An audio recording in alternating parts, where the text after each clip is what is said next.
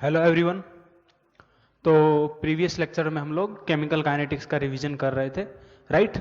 तो chemical kinetics का हम लोगों ने जो बेसिक पार्ट होता है उस चीज़ को रिवाइज कर लिया था। बेसिक पार्ट में बोले तो हम लोगों ने अलग अलग टाइप्स ऑफ रिएक्शंस, कौन कौन से टाइप ऑफ रिएक्शंस होती हैं, इन चीज़ के बारे में देख लिया था, बराबर है।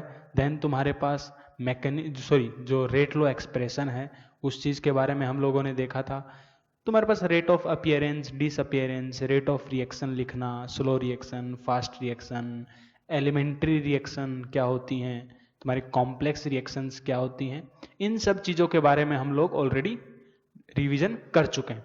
तो अब हम लोग रिवाइज करते हैं कुछ इंटीग्रेटेड, तुम्हारे पास जो रेट लो, तुम्हारे पास जो ऑर्डर ऑफ रिएक्शंस हैं, जैसे कि तुम्हारा zero order reaction, first order, second order, ये हमारे पास तीन, जीरो एंड फर्स्ट ऑर्डर ये हमारे लिए मेन है।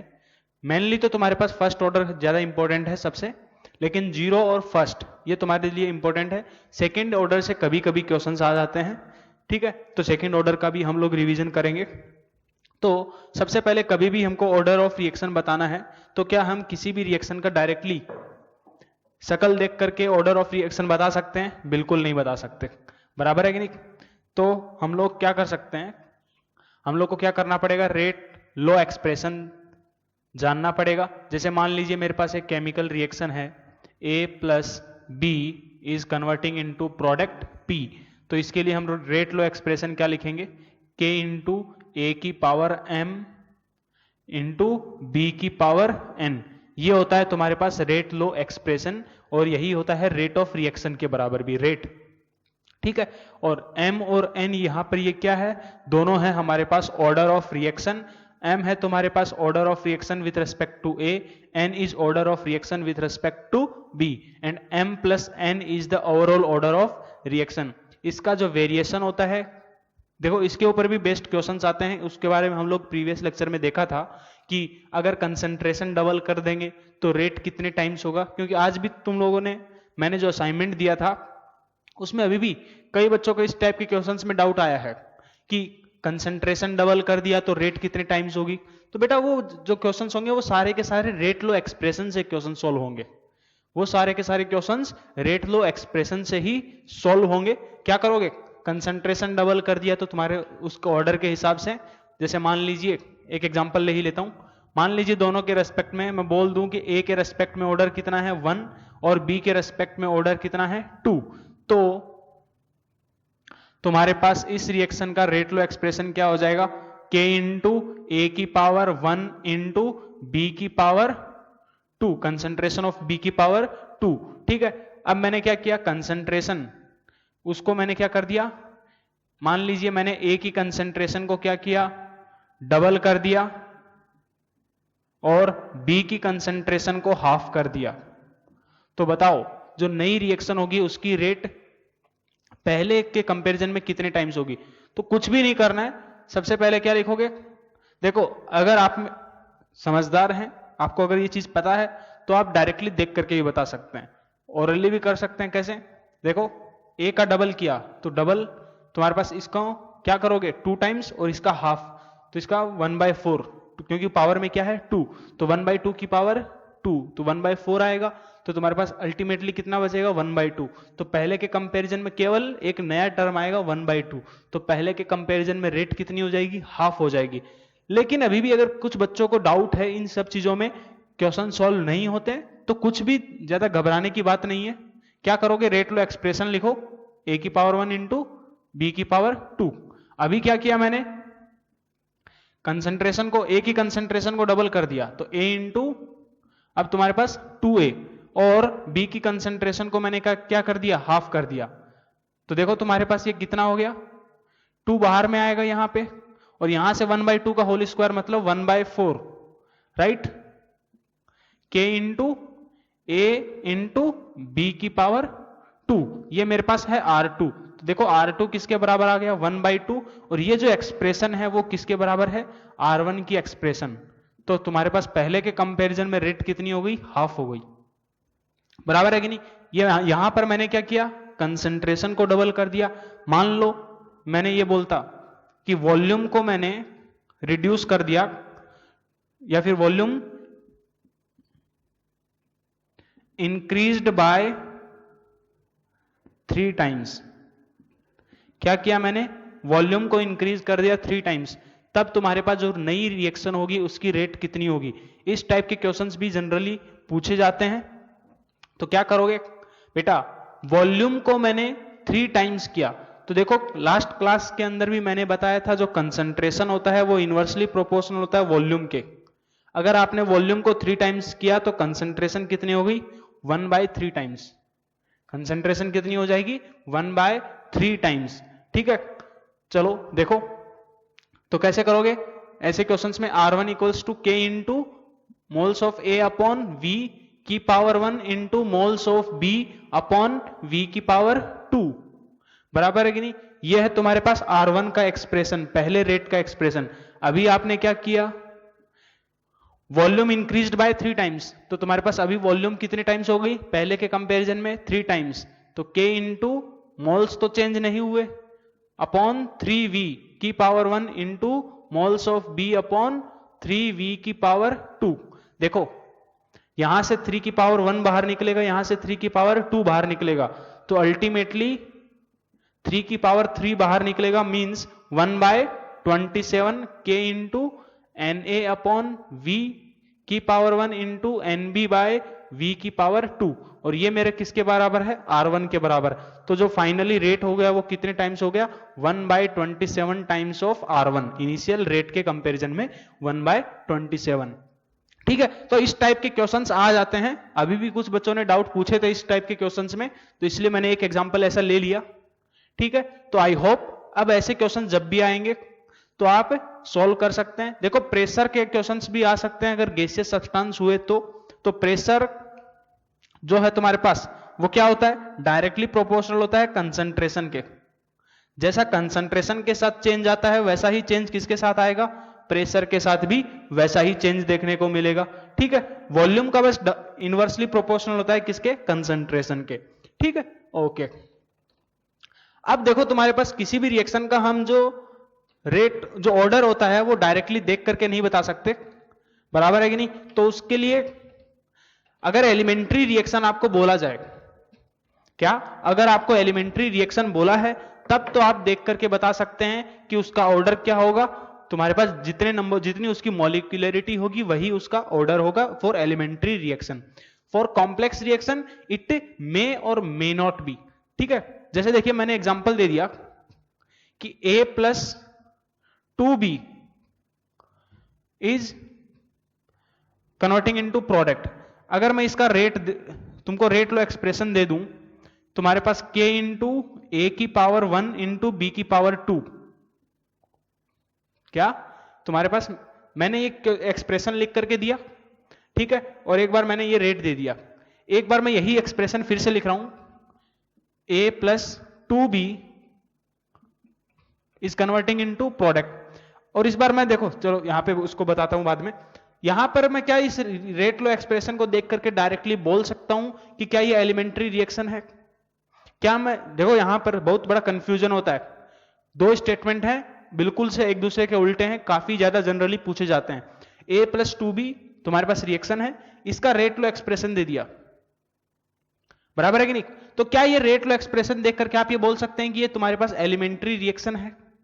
नहीं बोल सकते। क्या रेट लो एक्सप्रेशन देख करके नहीं बोल सकते? समझ में आया कि नहीं? ओके। अगर मैं यहां पर इस रिएक्शन में बोल दूं कि ये तुम्हारे पास एक एलिमेंट्री रिएक्शन है, तो इसका जो रेट लो एक्सप्रेशन होगा वो पक्का यही होगा, तब तुम्हारे पास उसका रेट लो एक्सप्रेशन यही होगा, बराबर है कि नहीं? यहां पर कुछ नहीं बोला है तो तुम्हारे पास ये रेट लो एक्सप्रेशन हो भी सकता है, नहीं भी हो सकता है। तो जरूरी नहीं है कि तुम्हारे पास ये रेट लो एक्सप्रेशन देख करके कोफिशिएंट से मैच हो रहे हैं तो ये तुम्हारे पास एक एलिमेंट्री रिएक्शन होगी ही, ये कॉम्प्लेक्स रिएक्शन भी हो सकती है।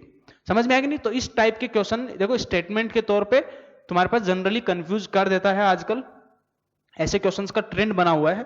ठीक है, तो इन दोनों स्टेटमेंट के अंदर थोड़ा क्लियरिटी रखना। चलिए अब हम बात करते हैं अलग अलग ऑर्डर ऑफ रिएक्शंस की। जैसे कि हमारे पास सबसे पहले है जीरो ऑर्डर रिएक्शन,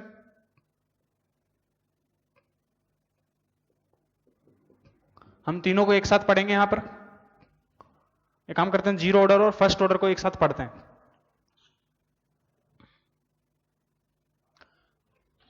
तिरछा क्यों जा रहा है? फर्स्ट ऑर्डर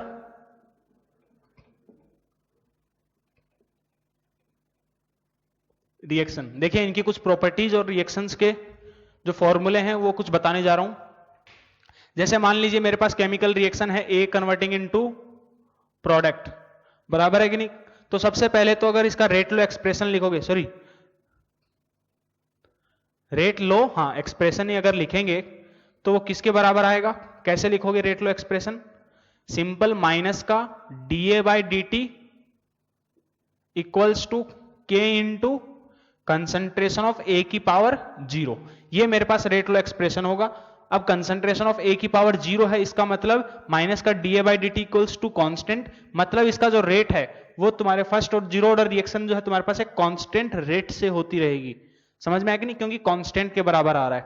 ओके, इसको दोनों साइड में अगर इंटीग्रेट करोगे, मान लेते हैं इसका इनिशियल कंसंट्रेशन तुम्हारा कितना A0, किसी टाइम पर कंसंट्रेशन 80, तो इसको जब इंटीग्रेट करोगे तो तुम्हारे पास एक, बस यहां पर बता दे रहा हूं कैसे, K इंटू dt, ऐसे 0 से T और ये A0 से 80, तो तुम्हारे पास ये एक्सप्रेशन किसके बराबर आता है? Concentration of A at any time T equals to A0 minus K into T।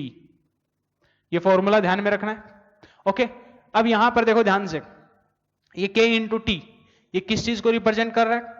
जैसे देखिए इनिशियली अगर ये रिएक्शन था मेरे पास A is converting into product, तो अगर इनिशियली मैंने इसका अमाउंट माना A0, तो किसी टाइम T पे क्या होगा? इसका मोल कंसेप्ट से देखोगे तो A0 माइनस एक्स, और प्रोडक्ट अगर यहां पर कोफिशिएंट 1 है तो यहां पर इसका कितना बनेगा? x। ठीक है, तो प्रोडक्ट का अगर आपको ऐसे न्यूमेरिकल क्वेश्चंस आएंगे कि बताइए किसी टाइम T के ऊपर प्रोडक्ट का कितना अमाउंट बना, तो x बना, x किसके बराबर है? K into T. यहां पर x किसके बराबर है? K into T. K क्या है बेटा? Rate constant. K क्या है? Rate constant. अच्छा, अब यहां पर यूनिट की बात करें तो देखो unit of rate constant, rate constant का अगर हम यूनिट की बात करें तो देखो तुम्हारे पास किसी भी ऑर्डर की रिएक्शन अगर आपके पास है तो K इंटू A की पावर अगर मैं बोल दूं ऑर्डर है N, तो dA/dt कंसंट्रेशन का यहां पर यूनिट कितना? मोल पर लीटर या फिर molarity time inverse equals to K into molarity की पावर N। तो यहां पर रेट कांस्टेंट का यूनिट कितना आएगा बेटा? मोलेरिटी की power 1 minus n time inverse, या फिर मोल पर लीटर की power 1 minus n time inverse. ये तुम्हारे पास रेट कांस्टेंट का यूनिट होगा किसी भी जनरल ऑर्डर ऑफ रिएक्शन के लिए। आप देखिए यहां पर ऑर्डर कितना है? जीरो ऑर्डर, तो n का वैल्यू 0 रखोगे तो तुम्हारे पास जो रेट कांस्टेंट है उसका यूनिट कितना आएगा? मोल पर लीटर टाइम इनवर्स। अब कोई बच्चों को आदत होती है टाइम सीधा सेकंड इनवर्स बोलने का, बेटा टाइम तुम्हारे पास सेकंड में भी दे सकता है, मिनट में भी दे सकता है, आवर में भी दे सकता है, डेज में, ईयर में, जिसमें देना चाहे, लीप ईयर, जिसमें देना चाहे दे सकता है। ठीक है, तो बस ये बेसिक यूनिट ध्यान में रखना है। नीचे में टाइम इनवर्स है, इसलिए मैं जनरल लेकर के चल रहा हूं। ओके, चलिए अब अगर इसके कुछ, ये तो इसके बस एक बेसिक एक दो फॉर्मूले हैं। ओके, देन अगर मैं बात करूं बेटा यहां पर ग्राफ की, ग्राफ्स भी इंपॉर्टेंट है। जैसे देखिए आपसे अगर ग्राफ पूछे जाएं, आजकल ट्रेंड है ग्राफ्स का, बहुत ज्यादा पूछे जाते हैं ग्राफ। अगर x और t के बीच में ग्राफ पूछ लिया जाए, माइनस का dA/dt और टाइम के बीच में ग्राफ पूछ लिया जाए, ठीक है, concentration of A at any time T और टाइम के बीच में ग्राफ पूछ लिया जाए, तो कुछ ये ग्राफ्स हैं जो मैं यहां पे ड्रॉ करवा रहा हूं। ठीक है, तो ये तुम्हारे पास इनका ग्राफ कैसे ड्रॉ करोगे, तो जो बेसिक इक्वेशन है बस उसी से तुम लोग ग्राफ को ड्रॉ करोगे। यहां पर x क्या है? x और t, तो जीरो ऑर्डर के केस में देखो x किसके बराबर है? k into T. तो तुम्हारे पास y एक्सिस पे कौन है, स्मॉल x, बराबर है कि नहीं, और x एक्सिस पे कौन है, t। तो ये तुम्हारे पास y is equal to mx type का एक लाइन है, मतलब ओरिजिन से पास होता हुआ एक लाइन होगा जिसका थीटा कितना, tan थीटा, स्लोप कितना होगा, रेट कांस्टेंट के बराबर। ठीक है, अगर न्यूमेरिकल क्वेश्चंस में क्या होगा, तुमको यहां पर थीटा दिया जाएगा और रेट कांस्टेंट पूछ सकता है, समझ में आएगा नहीं, ग्राफ बस बना करके देगा। बहुत ज्यादा आजकल नीट, जेई, सीईटी सब में ऐसे क्वेश्चन आते हैं। ठीक है, डीए बाई डी और टाइम के बीच में ग्राफ बनाना है जीरो ऑर्डर के केस में। तो देखो डीए बाई डी जो है किसके बराबर है, के इंटू ए नॉट की पावर 0, मतलब ये तो तुम्हारे पास 1 है, तो तुम्हारे पास डीए बाई डी क्या है, एक कांस्टेंट है, तो टाइम के साथ चेंज नहीं हो रहा, इसका मतलब डीए बाई डी क्या है, एक कांस्टेंट वैल्यू, बराबर है कि नहीं। और ये जो वैल्यू है वो किसके बराबर है, ये वैल्यू है तुम्हारा रेट कांस्टेंट के बराबर, समझ में आया कि नहीं। ऐसे ही तुम्हारे पास concentration of A at any time T और टाइम के बीच में अगर ग्राफ पूछा जाए तो रिलेशन क्या यूज करोगे, A T equals to A not minus K T. A T कहां पर है, वाई एक्सिस पे, तो देखो y इज इक्वल, तुम्हारे पास रिलेशन क्या यूज करोगे तुम लोग, A T is equal to A not minus K into T, इसको मैं ऐसे लिख दूं माइनस का के टी प्लस ए नॉट। तो देखो ये किस पे है, y एक्सिस पे, तो ये y is equal to M X plus C type का लाइन है, तुम्हारे पास यहां पर m किसके बराबर है, माइनस के, स्लोप क्या है, नेगेटिव, तो तुम्हारे पास और c क्या है, ए नॉट इनिशियल कंसंट्रेशन। तो देखो जो ग्राफ बनेगा कुछ ऐसा बनेगा, ये तुम्हारे पास t इक्वल्स टू 0, तो कंसंट्रेशन कितनी, ए नॉट, और जो स्लोप होगा वो किसके बराबर होगा, तुम्हारे पास tan theta will be equal to what, minus K. ठीक है, तो इस टाइप के क्वेश्चंस भी अक्सर पूछे जाते हैं आजकल। देन एक और छोटी सी चीज बात कर लेते हैं जीरो ऑर्डर के केस में, तुम्हारे पास टी हाफ के बारे में। टी हाफ, सबसे पहले तो टी हाफ होता किसके बराबर है, तुम्हारे पास इनिशियल कंसंट्रेशन में से 50% कंसंट्रेशन खत्म होने में जो टाइम लगता है उस टाइम को हम बोलते हैं टी हाफ। ठीक है, मतलब कैसे निकालेंगे, जो बेसिक मेरे पास फॉर्मूला है, एक काम करता हूं इसको मिटा देता हूं,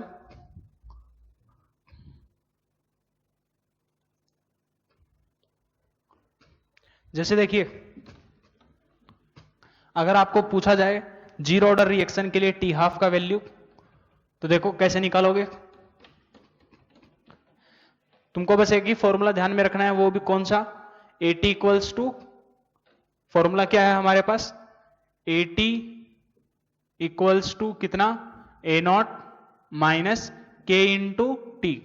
टी 50%, ऐसे क्वेश्चंस बहुत पूछे जाते हैं, देखो कैसे, मान लो आपको बोला जाए टी 10% निकालिए जीरो ऑर्डर रिएक्शन के लिए, टी 10% का मतलब क्या है कि तुम्हारे पास इनिशियली अगर आपने ए नोट अमाउंट लिया था तो उसमें से 10% खत्म हो गया, तो बचा कितना, 90%, तो जो 80 होगा उस टाइम पे कंसंट्रेशन वो कितना होगा, 90/100 ऑफ ए नॉट। ठीक है, अगर आपको बोला जाए T20, ये तो अभी मैं टाइम निकाल रहा हूं अलग बात है, तो इस फॉर्मूले में पुट कर दीजिए, तो 90 A not by 100 equals to A not minus K into T 10%, तो यहां से टी 10% कितना आएगा बेटा, 10 ए नॉट बाय 100 मतलब ए नॉट बाय 10। ठीक है, ऐसे ही अगर मान लीजिए एक और एग्जांपल ले लेता हूं, T20% का मतलब क्या होगा, तुम्हारे पास इनिशियल जो अमाउंट था उसमें से 20% अमाउंट खत्म हो गया, तो अगर 20% अमाउंट खत्म हो गया तो बचा कितना, 80%, तो 80 इक्वल्स टू किसके बराबर करोगे, 80% of initial concentration into A not. तो तुम्हारे पास अगर T20% निकालना है तो तुम्हारे पास कैसे करोगे, इस फॉर्मूले में उठा के रख दो, तो 80/100 into A naught equals to A not minus K into T 20%। ये जीरो ऑर्डर के लिए बातें कर रहा हूं सारी की सारी, तो यहां से देखो T20% किसके बराबर आएगा, नीचे में यहां पे के भी आएगा, तो तुम्हारे पास 20 ए नॉट बाय 100 के, तो ये तुम्हारे पास ए नॉट बाय 5 के।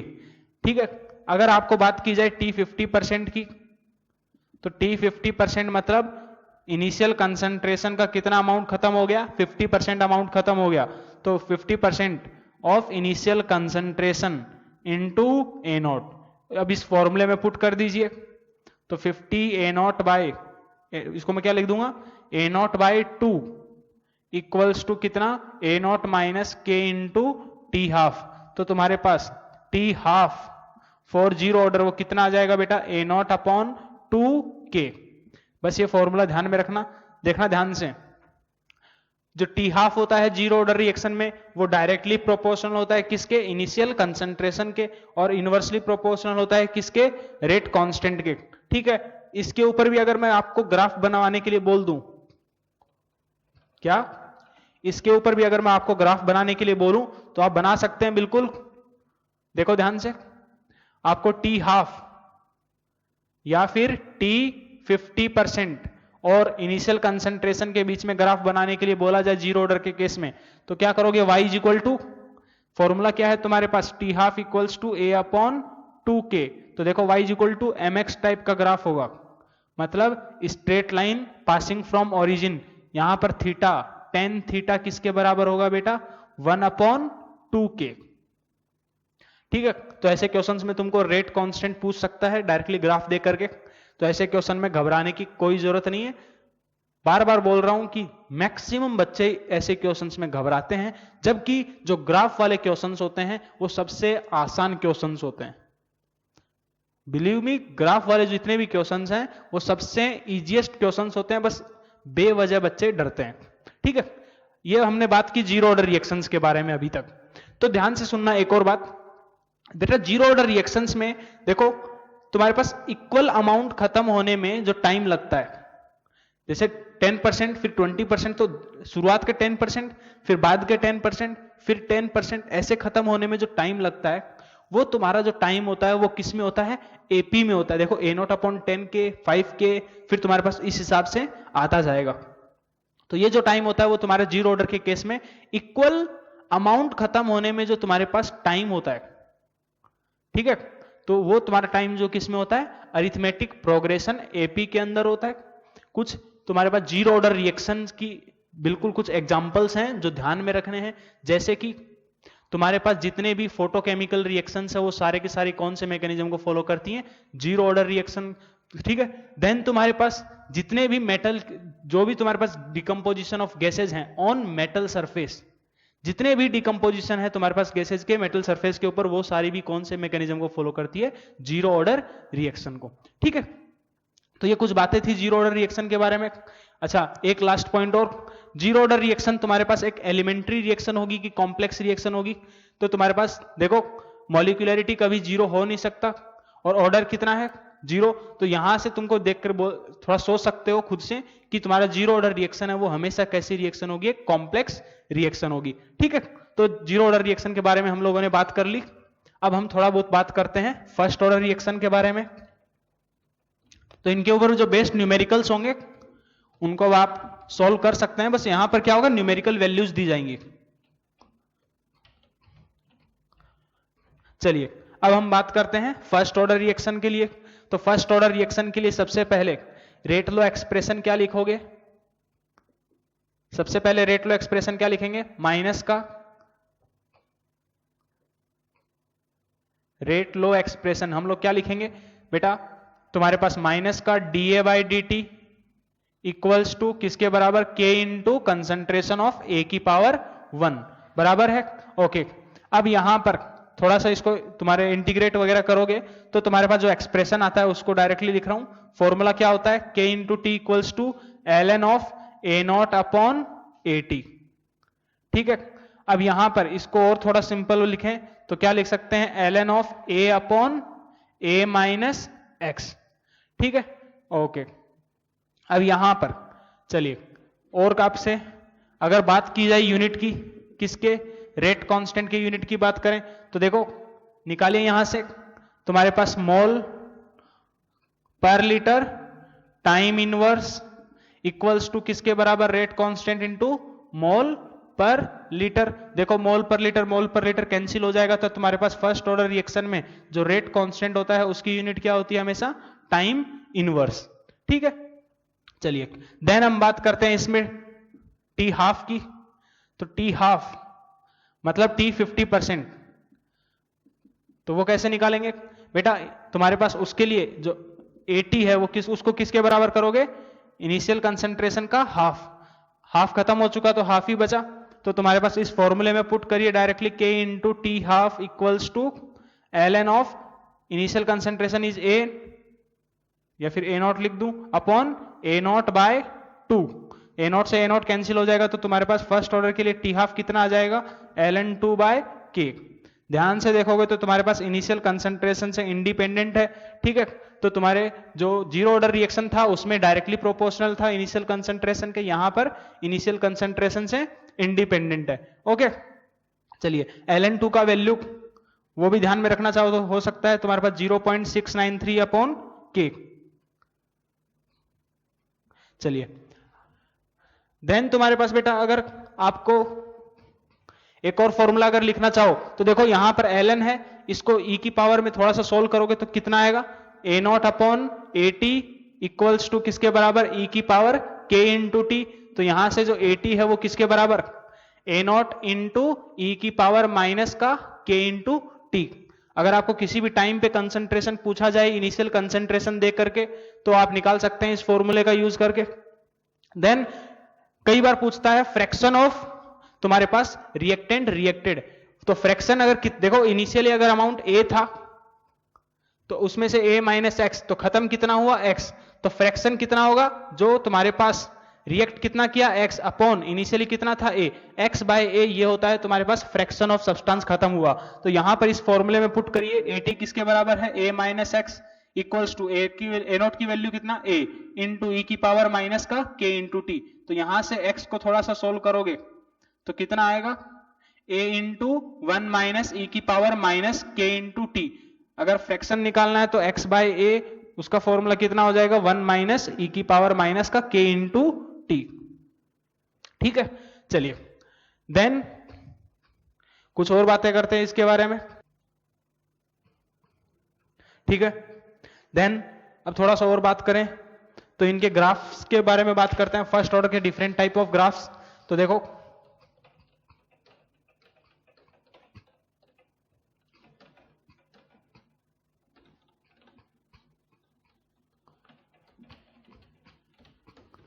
तो यही जो फॉर्मूले अभी जितने मैंने करवाए हैं इन्हीं फॉर्मूले को बस यूज करके ग्राफ ड्रॉ करने हैं आपको।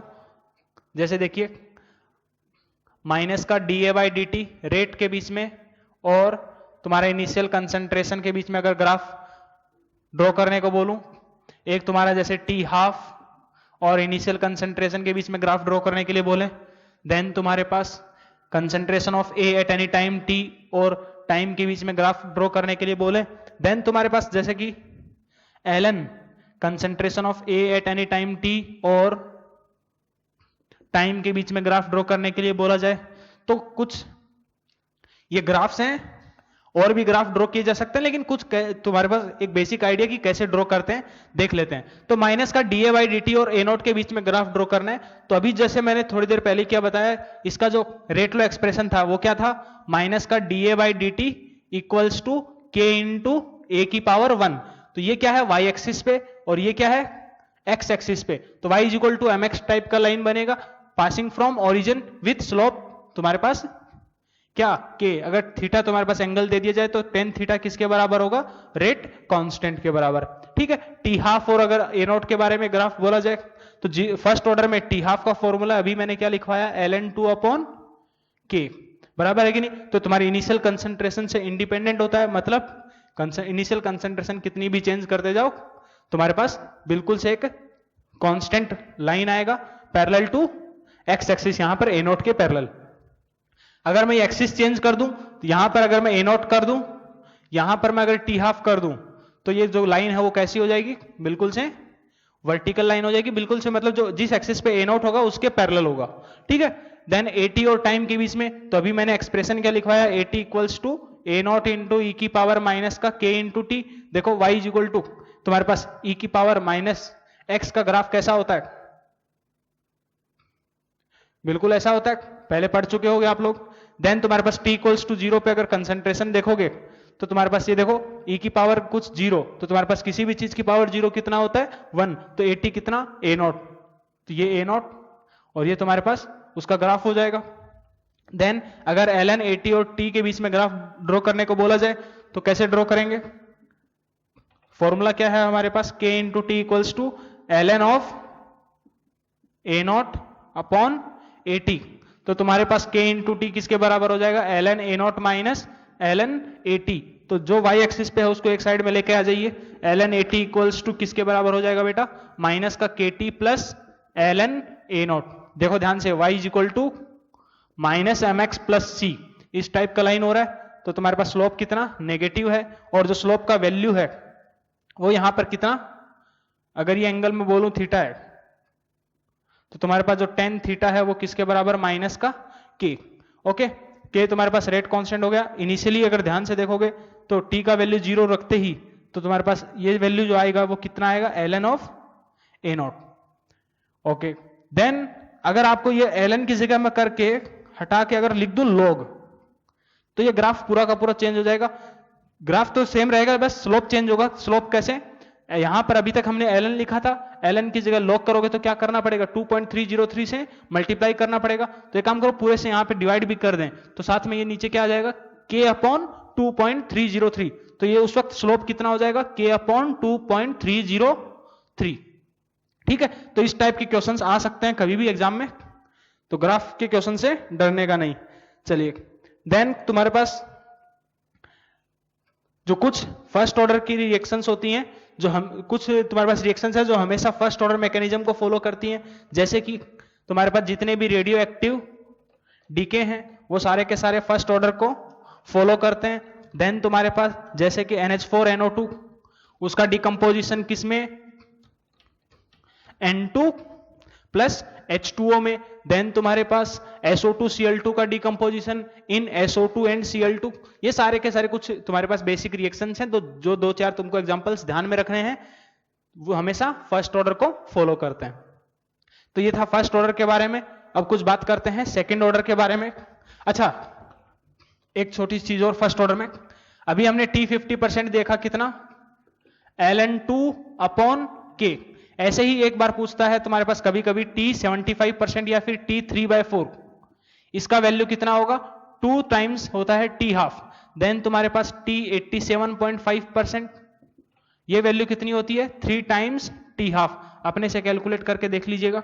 देन तुम्हारे पास T एक आता है 99.9%, वो होता है तुम्हारे पास 10 T हाफ। तो कई बार अगर हमको T हाफ पता हो तो डायरेक्टली हम ये वैल्यूज क्वेश्चन में पूछ लेता है, तो इनको सोल्व कर सकते हैं। ठीक है, तो अब हम बात करते हैं सेकेंड ऑर्डर रिएक्शन की तरफ।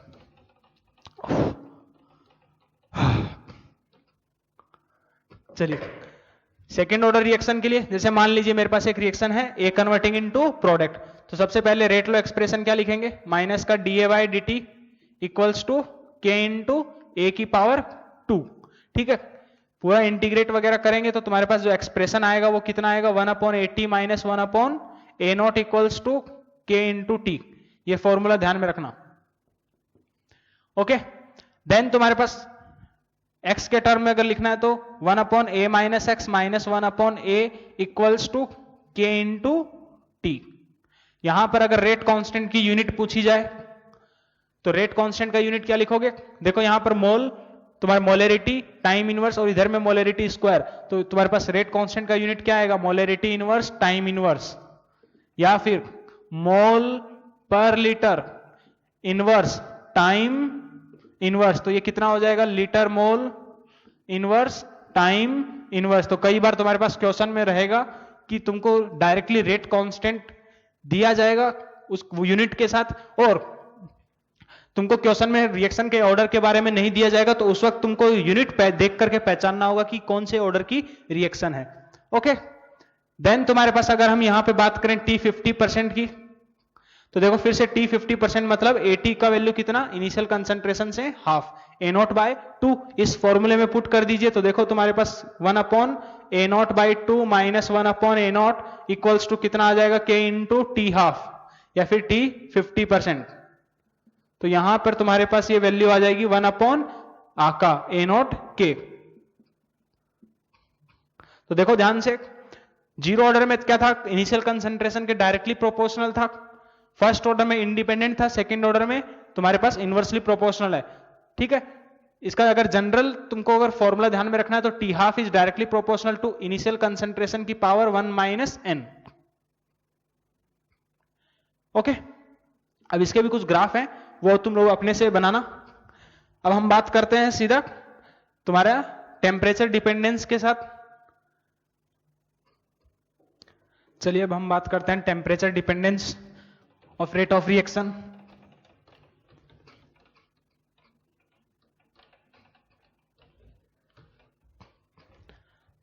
तो वो हम किस चीज से बताते हैं, अरेनियस इक्वेशन पता ही होगा, तो वो किसके बराबर होता है, तुम्हारे पास rate constant equals to A into E की पावर माइनस का तुम्हारे पास E A upon R T. अब यहां पर ई ए क्या है, एक्टिवेशन एनर्जी। ध्यान से देखिए, किसी भी रिएक्शन को रिएक्टेंट से, किसी भी रिएक्शन में रिएक्टेंट से प्रोडक्ट में कन्वर्ट होने के लिए एक मिनिमम अमाउंट ऑफ एनर्जी का रिक्वायरमेंट होता है, उसी मिनिमम अमाउंट ऑफ एनर्जी को हम क्या बोलते हैं, एक्टिवेशन एनर्जी। अगर मैं पोटेंशियल एनर्जी और प्रोग्रेस ऑफ रिएक्शन के बीच में ग्राफ ड्रॉ करता हूं, तो तुम लोगों ने पढ़ा होगा कुछ ग्राफ इस तरह से आ सकते हैं,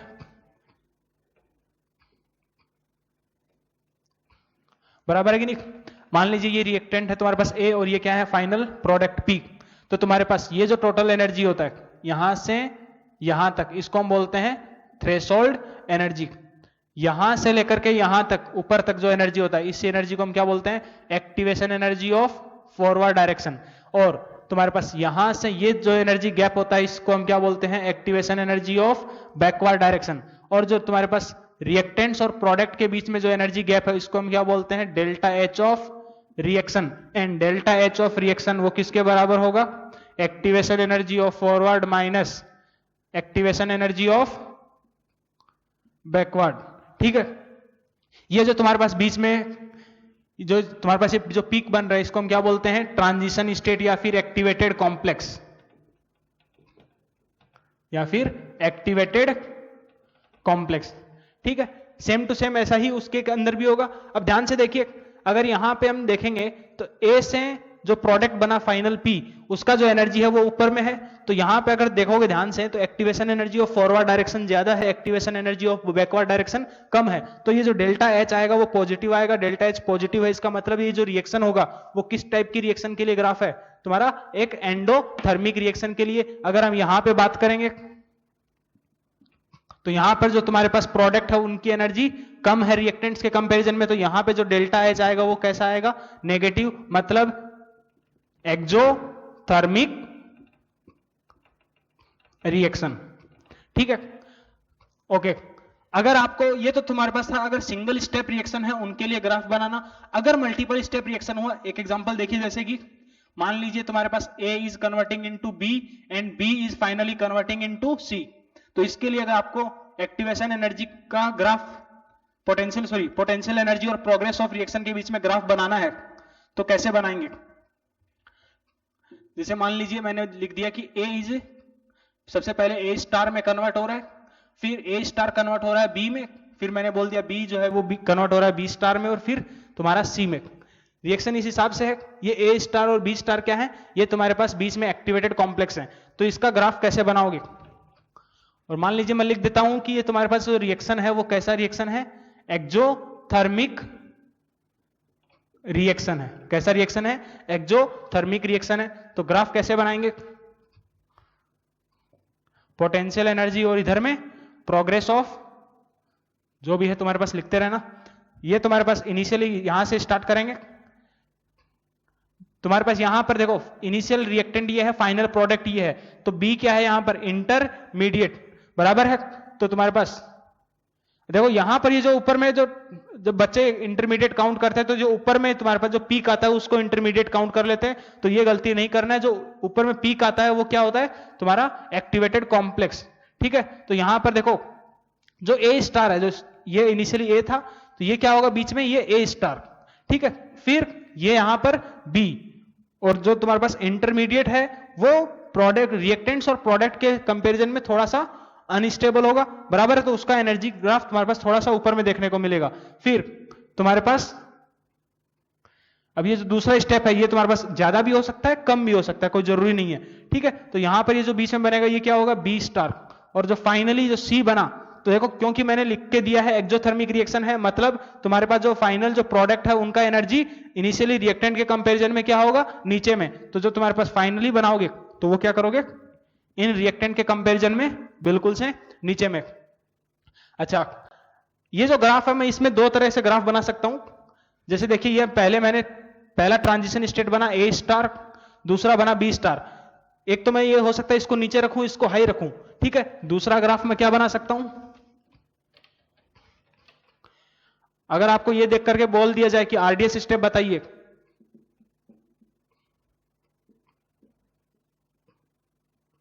जैसे मान लीजिए दूसरा ग्राफ मैंने ऐसे बना दिया।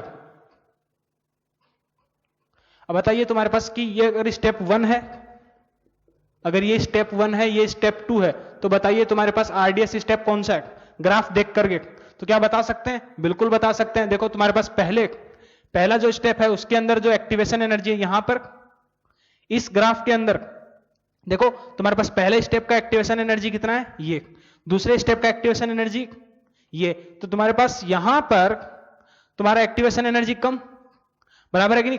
यहां पे देखो तुम्हारे पास पहले स्टेप का एक्टिवेशन एनर्जी बहुत ज्यादा, दूसरे स्टेप का एक्टिवेशन एनर्जी कम। तो तुम्हारे पास जो स्लोवेस्ट स्टेप होता है वही होता है आरडीएस स्टेप। मतलब ये जो यहां पर सबसे ज्यादा एक्टिवेशन एनर्जी लग रही है, इसका मतलब क्या है, रिएक्टेंट को प्रोडक्ट में कन्वर्ट करने के लिए ज्यादा एनर्जी देना पड़ेगा। इसका मतलब ये वाला स्टेप तुम्हारा क्या होगा, स्लोवेस्ट स्टेप होगा, ठीक है। तो यहां पर इस ग्राफ के अंदर तुम्हारे पास स्टेप 1 जो है वो क्या है, आरडीएस स्टेप। यहां पर तुम्हारे पास जो सेकेंड स्टेप है वो क्या है, थोड़ा सा और ऊपर बना देता हूं इसको, ये लो। तो यहां पर तुम्हारे पास क्या है, सेकंड स्टेप आरडीएस स्टेप है, ठीक है। तो ग्राफ देख करके भी बता सकते हैं। यहां पर जो देखो जितने बीच में ये तुम्हारे पास नीचे के पीक आएंगे उतने तुम्हारे पास क्या होंगे, नंबर ऑफ इंटरमीडिएट। ओके, चलिए अब अरेनियस इक्वेशन के ऊपर भी तुम्हारे पास दो अलग अलग टेम्परेचर के ऊपर अगर रेट कांस्टेंट दे दिए जाएं तो उनके बीच में कैसे रिलेशन निकालना है। देखिए अरेनियस इक्वेशन क्या है मेरे पास, k equals to a into E की पावर माइनस का E A by R T. एक काम करिए दोनों साइड में ln लीजिए, ln k इक्वल्स टू क्या हो जाएगा, ln ऑफ a माइनस का E A by R T. यहां पर अगर ग्राफ बनाने को बोल दिया जाए किसके बीच में, ln k और 1 बाय टी, तो ग्राफ क्या बनाओगे, ये तुम्हारे पास y एक्सिस पे। तो देखो तुम्हारे पास ये जो इक्वेशन होगी वो कैसी होगी, y is equal to minus का एम एक्स प्लस सी, बराबर है कि नहीं। तुम्हारे पास जो इंटरसेप्ट है वो क्या है, पॉजिटिव है, और इंटरसेप्ट जो तुम्हारे पास, और स्लोप क्या है, नेगेटिव। नेगेटिव स्लोप के साथ ये रही इक्वेशन। जो इंटरसेप्ट है उसका वैल्यू कितना होगा, ln ऑफ a। एग्जैक्टली ऐसे थोड़ा सा यहां से चालू करते हुए डॉट डॉट डॉट से, ठीक है। और जो स्लोप है वो किसके बराबर है, E A by R. Tan theta is equal to minus का ई ए बाय आर, ठीक है। ये था एलन के बीच में। अगर मैं यही ग्राफ बोल दूं लॉग के बीच में, क्वेश्चन बस इतना ही चेंज होगा, लॉग के और 1 by T, T is temperature in kelvin, तब तुम्हारे पास जो ग्राफ होगा वो तो ऐसे ही होगा। चेंज किस में आएगा, केवल स्लोप के अंदर, ठीक है। तो यहां पर जो इक्वेशन है एलन के, दोनों साइड में जैसे इसको लॉग में कन्वर्ट करोगे तो क्या हो जाएगा, ये लॉग के 2.303 से मल्टीप्लाई करोगे, यहां पर भी ये भी 2.303 लॉग ए। एक काम करो साथ में डिवाइड भी कर दीजिए इधर में, जैसे ही डिवाइड करेंगे तो तुम्हारे पास इक्वेशन क्या हो जाएगी, log K equals to log A minus का E A upon 2.303 R into T. तो तुम्हारे पास अब यहां पे जो स्लोप होगा, अगर मैं बोलूं ये एंगल थीटा, तो टेन थीटा किसके बराबर हो जाएगा, माइनस का ई ए अपॉन 2.303 आर, ठीक है। तो इस टाइप के इसके ऊपर जो काफी क्वेश्चन आ चुके हैं ऑलरेडी, तो ध्यान में रखना इस चीज को। ग्राफ से रिलेटेड जो क्वेश्चंस होते हैं बहुत आसान होते हैं, बहुत कम टाइम में सोल्व हो सकते हैं। बस आपको थोड़ा सा उस इक्वेशन को याद करके उसको अप्लाई करना है, और कुछ भी नहीं है। नीट में भी ऐसे क्वेश्चंस आते हैं, जेई में भी आते हैं, ठीक है। अगर मान लीजिए किसी टेम्परेचर T1 पे रेट कांस्टेंट K1 है, किसी टेम्परेचर T2 पे रेट कांस्टेंट K2 है, तो उनके बीच में रिलेशन तो क्या करोगे, ln K1 इक्वल्स टू या फिर मैं ऐसे यूज करूं कि K1 इक्वल्स टू, क्या करना है उस केस में, अरेनियस इक्वेशन को ही 2 बार यूज करना है, तो K1 equals to A into E की पावर माइनस का EA 1 अपॉन RT, और K2 equals to A into E की पावर EA2 अपॉन RT2, तो K1 बाई K2 किसके बराबर हो जाएगा, ई की पावर माइनस का EA1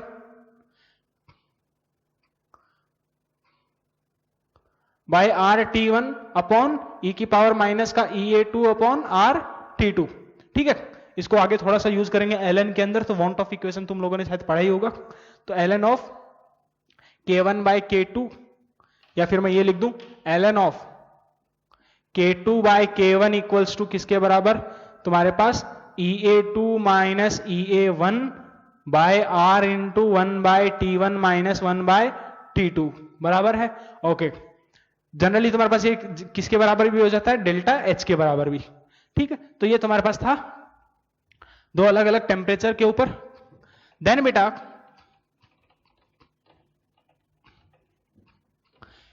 थोड़ा सा हम देखते हैं कैटलिस्ट का रोल। कैटलिस्ट क्या होते हैं, कैटलिस्ट तुम्हारे पास बेटा वो सब्सटेंसेस होते हैं जो रिएक्शन की रेट को केवल अल्टर करते हैं। ठीक है, क्या रिएक्शन की रेट को अल्टर करते हैं। कैटलिस्ट भी हमारे पास 2 तरह के कैटलिस्ट होते हैं, एक पॉजिटिव कैटलिस्ट और एक नेगेटिव कैटलिस्ट। नेगेटिव कैटलिस्ट को सरफेस केमिस्ट्री में हम लोगों ने पढ़ा था, क्या बोलते हैं, इनहिबिटर्स, बराबर है कि नहीं। तो पॉजिटिव कैटलिस्ट जो होते हैं वो रिएक्शन की रेट को अल्टर कैसे करते हैं, by decreasing the activation energy. हाँ है ना, जैसे मान लीजिए मेरे पास ये एक रिएक्शन है, क्या मान लीजिए मेरे पास ये एक रिएक्शन है, A is converting into final product. ये क्या ग्राफ है, ये मैंने बोल दिया कि in presence of, sorry in absence of catalyst, in absence of catalyst अगर मेरे पास ये ग्राफ है, तो पॉजिटिव कैटलिस्ट की प्रेजेंस में ये ग्राफ कैसे बनाएंगे, तो पॉजिटिव कैटलिस्ट क्या करेगा, एक्टिवेशन एनर्जी को थोड़ा सा कम कर देगा, तो तुम्हारे पास जो पॉजिटिव कैटलिस्ट की प्रेजेंस में जो ग्राफ बनेगा वो कैसे बनेगा, बिल्कुल कुछ इस टाइप से। जो रिएक्टेंट और जो प्रोडक्ट है उनकी एनर्जी वहीं पे रहेगी, बस एक्टिवेशन एनर्जी थोड़ी सी क्या हो जाएगी, कम हो जाएगी, इन प्रेजेंस ऑफ, ये कब है, in presence of positive catalyst. ठीक है, अगर नेगेटिव कैटलिस्ट हुआ तो नेगेटिव कैटलिस्ट बोले तो इनहिबिटर्स तुम्हारे पास वो क्या करेंगे, रिएक्शन की तुम्हारी जो एक्टिवेशन एनर्जी है उसको थोड़ा सा इंक्रीज कर देंगे। ठीक है, तो देखो तुम्हारे पास ये जो ग्राफ बनेगा ये कब है, in presence of negative catalyst, बराबर है। ध्यान में रखना तुम्हारे पास जो डेल्टा H ऑफ रिएक्शन है उसके ऊपर कोई फर्क नहीं पड़ेगा, क्यों कि तुम्हारे पास प्रोडक्ट और जो रिएक्टेंट्स हैं उनकी एनर्जी अभी भी उतनी ही है। ठीक है, तो तुम्हारे पास जो कैटलिस्ट होता है फॉरवर्ड डायरेक्शन की जो एक्टिवेशन एनर्जी है उसको जितना कम करेगा उतना ही बैकवर्ड डायरेक्शन की एक्टिवेशन एनर्जी को भी कम करेगा। अगर फॉरवर्ड डायरेक्शन की एक्टिवेशन एनर्जी को इंक्रीज कर रहा है, जितने अमाउंट से उसका इंक्रीज करेगा उतने ही अमाउंट से बैकवर्ड डायरेक्शन की एक्टिवेशन एनर्जी को भी इंक्रीज करेगा। ठीक है, चलिए देन कोलिजन थ्योरी है। कोलिजन थ्योरी के बारे में खुद से पढ़ना, उसमें कुछ भी नहीं है, फालतू का चीज है उसमें। अब एक लास्ट चीज देख लेते हैं हम लोग, मैकेनिज्म से, अगर मैकेनिज्म दिया है तो रेट लॉ एक्सप्रेशन कैसे लिखना है।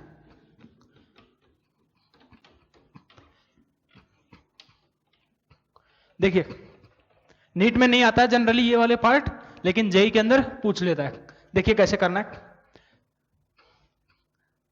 एक एग्जांपल लेते हैं, जैसे कि मान लीजिए कि H2 प्लस I2 से तुम्हारा HI बन रहा है, इसके लिए तुमको रेट लॉ एक्सप्रेशन लिखना है। तुमको 3 स्टेप्स, जो स्टेप्स हैं जिसके अंदर ये रिएक्शन का मैकेनिज्म हो रहा है वो तुमको दिया हुआ है। जैसे मान लीजिए शुरुआत में पहला स्टेप दिया है, स्टेप 1 तुमको दिया है कि I2 is converting into 2I, और तुमको बोल दिया कि ये फर्स्ट स्टेप है और इसका रेट कांस्टेंट कितना, यहां पर इसका इक्विलिब्रियम कांस्टेंट दिया है K1, रेट कांस्टेंट नहीं, इक्विलिब्रियम कांस्टेंट दिया है K1। ठीक है, फिर तुम्हारे पास स्टेप 2 है। ऐसे क्वेश्चंस को कैसे सॉल्व करना है ध्यान से देखना। स्टेप 2 है तुम्हारे पास 2I plus H2 is converting into किसमें, IH2, ये लीजिए 2H2। ठीक है, ओके, ये भी बोला है कि फर्स्ट स्टेप है, और इसके लिए भी बोल दिया मैंने इक्विलिब्रियम कांस्टेंट कितना, K2। देन मैंने बोल दिया कि स्टेप 3 जिसमें IH2 वो तुम्हारा किस में कन्वर्ट हो रहा है, IH2 प्लस I, ये किस में कन्वर्ट हो रहा है, तुम्हारा HI के अंदर, और बोल दिया कि ये स्लो स्टेप है और इसके लिए रेट कांस्टेंट कितना है, K3। तो इसके लिए तुमको क्या करना है, रेट लॉ का एक्सप्रेशन लिखना है। तो सबसे पहले ऐसे क्वेश्चंस में कभी भी आएगा तो क्या करोगे, दो रेट लॉ एक्सप्रेशन लिखोगे। एक तो तुम्हारे पास जो ओरिजिनल इक्वेशन है जो दिया है उसमें, उसका रेट लॉ एक्सप्रेशन कैसे लिखोगे, K इंटू H2 की पावर, तुम्हारे पास ऑर्डर नहीं पता है हमको, तो H2 की पावर M और I2 की पावर N, ठीक है, ओके। अब फिर क्या करेंगे, फिर तुम्हारे पास हम लोग एक स्लोएस्ट जो स्टेप है जिसको हम बोलते हैं RDS स्टेप, एक रेट लॉ एक्सप्रेशन वहां से लिखोगे।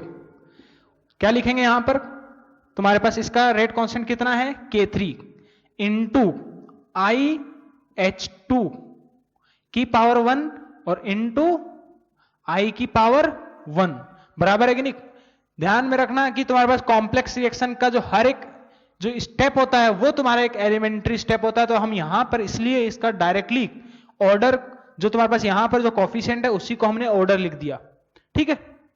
अब ध्यान, दोनों को कंपेयर करो, देखो यहां पर तो तुम्हारे पास जो IH2 आ रहा है और I आ रहा है, क्या IH2 और I आ रहा है, ये तो ओवरऑल रिएक्शन में कहीं पे भी अपीयर नहीं हो रहे हैं। तो क्या करना है, बस इनको डिसअपीयर, यहां से पूरे गायब करने का बस तुमको काम करना है। तो उसको गायब करने के लिए जो तुम्हारे पास पहले दो स्टेप हैं वो दिए हुए हैं, कैसे लिखोगे, K1 को क्या लिखोगे, तुम्हारे पास 2I,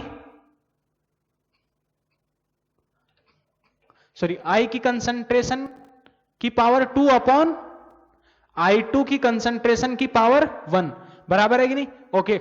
मेरे को I की कंसंट्रेशन चाहिए क्या, इसको डिसअपीयर करवाना है, यहां से गायब करवाना है, तो I की कंसंट्रेशन वो किसके बराबर हो जाएगी, तुम्हारे पास under root of K1 into I2 की पावर 1/2। तो मैंने कंसंट्रेशन ऑफ I तो निकाल लिया। अब IH2 के लिए देखो यहां पर सेकेंड एक्सप्रेशन के अंदर जा रहे हैं, तो K2 का एक्सप्रेशन क्या लिखोगे, तुम्हारे पास IH2 की पावर 2 अपॉन तुम्हारे पास I की कंसंट्रेशन की पावर 2 इंटू H2 की कंसंट्रेशन की पावर 2, ठीक है। अब यहां पर देखो दोनों टर्म आ रहे हैं, IH2 भी आ रहा है और I तुम्हारे पास दोनों टर्म आ रहे हैं, तो हम लोग को क्या करना है, I तो हम लोग ऑलरेडी निकाल चुके हैं, IH2 भी निकालना है। तो यहां से देखोगे IH2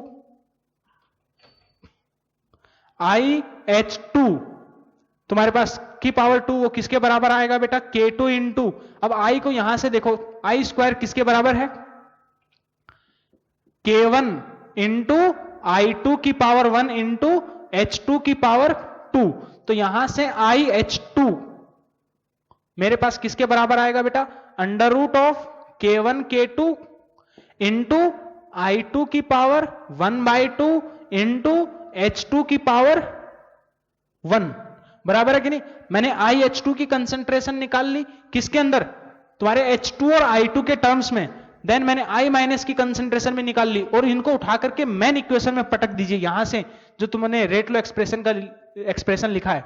तो जैसे ही यहां पर रखोगे तो किसके बराबर हो जाएगा, K3 इंटू IH2 कितना, under root K1 K2 into I2 की पावर 1/2 इंटू H2 की पावर 1, और तुम्हारे पास I की कंसंट्रेशन कितनी है, under root into under root K1 करूंगा, तो अंडर रूट K1 और अंडर रूट K1 कितना हो जाएगा, सिंपल K1, तो यहां पर सिंपल बचा बस under root of K2, okay. फिर तुम्हारे पास इंटू I2 की पावर 1/2, बराबर है कि नहीं। तो देखो तुम्हारे पास फाइनली जो रेट आ गया वो कितना आ गया, K1 K3 into under root K2 into I2 की पावर 1 इंटू H2 की पावर 1, ठीक है। अब ध्यान से देखिए, इस टाइप के क्वेश्चंस में तुमको क्या क्या पूछ सकता है, तुमको मैकेनिज्म देकर के बोल देगा कि ओवरऑल ऑर्डर बताइए, तो इस पूरे जो स्टेप है वो यही रहेगा, जो स्टेप होगा वो यही रहेगा, ठीक है। दो रेट लो एक्सप्रेशन लिखना है, फाइनल जो तुम्हारे पास रेट है, रेट लो का एक्सप्रेशन है, उसके अंदर ऑर्डर बताइए 1 + 1, तो इस ये जो रिएक्शन है इसका ओवरऑल ऑर्डर कितना है, ओवरऑल ऑर्डर कितना है 2, ओके। I2 के रेस्पेक्ट में 1, H2 के रेस्पेक्ट में 1, ओके, देन इसका रेट कांस्टेंट कितना है, देखो दोनों को कंपेयर करिए आपस में, तो रेट कांस्टेंट ये जो है वो किसके बराबर है, के। तो रेट कांस्टेंट कितना है, k1 into k3 into under root of k2।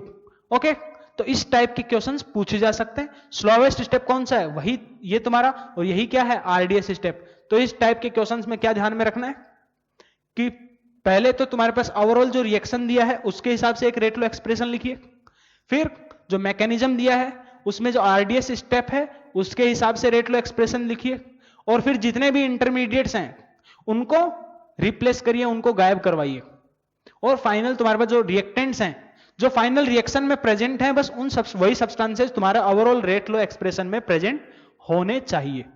ठीक है, तो ये हम लोगों ने केमिकल काइनेटिक्स जो मेन टॉपिक्स थे जितने भी, वो सारे के सारे कवर कर लिए। पैरेलल रिएक्शन, सीक्वेंशियल रिएक्शंस, वो सब तुम्हारे सिलेबस में नहीं है। ओके, तुम्हारा मेंस वगैरह और नीट के सिलेबस में नहीं है। देन तुम्हारे पास जो प्रेशर से रिलेटेड प्रॉब्लम्स होती हैं उनको तुम लोग, प्रेशर वाली, टाइट्रेशन वाली, वो तुम लोग अपने नोट से कर लीजिए, बहुत टाइम लग जाएगा अननेसेसरी, और उसके ज्यादा क्वेश्चंस आते भी नहीं है। ठीक है, तो नेक्स्ट चैप्टर हम लोग करेंगे सरफेस केमिस्ट्री।